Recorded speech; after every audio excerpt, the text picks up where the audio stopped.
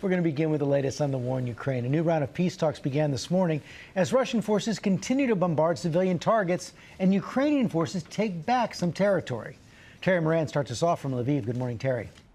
Good morning, George. Those peace talks have concluded for the day, and real progress, it looks like, was made. The Russian negotiator coming out and saying that Russia will reduce drastically military activity around Kyiv and another northern city in order, he said, to increase mutual trust for future negotiations and sign a peace deal with Ukraine.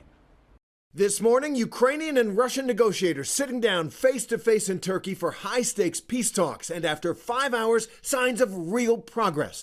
Russia announced it will drastically reduce military activity near Kyiv and another city, Chernihiv. The fighting around the Ukrainian capital has intensified in recent days, with Ukrainian forces claiming gains. Ukrainian officials now say Russian troops have been driven out of the key suburb of Irpin, which sits along a major highway. This verified drone video published by local media just days ago shows the devastation the city has experienced. But now families are reunited. 86-year-old Olga Mochanova embraced by her daughter Agnesa after fleeing the city. The mayor of Irpin said the fight for the city isn't over. We will defend it courageously. Irpin is Ukraine, he said. President Zelensky warned his people that even as Ukraine counterattacks take back territory, it's still too early to talk about safety in this part of our region. In Mariupol, that critical port on the Black Sea, once home to 500,000 people, but besieged and battered for weeks by Russian forces, a humanitarian catastrophe is happening. The mayor of Mariupol calling for all remaining residents, about 100,000 people, to be evacuated. So many unable to leave are in despair.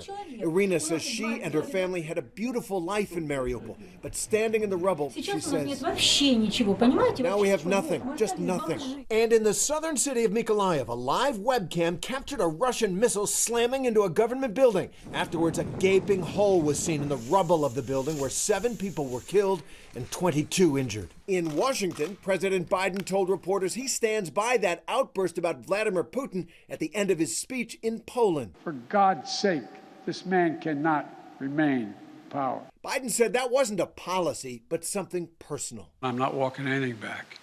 The fact of the matter is I was expressing the moral outrage I felt toward the way Putin is dealing in the actions of this man. Just brutality. On those peace talks, Ukrainians are wary that this could be a ruse to allow Russia time to resupply. After all, as the world knows, Putin has lied before. Terry, thank you.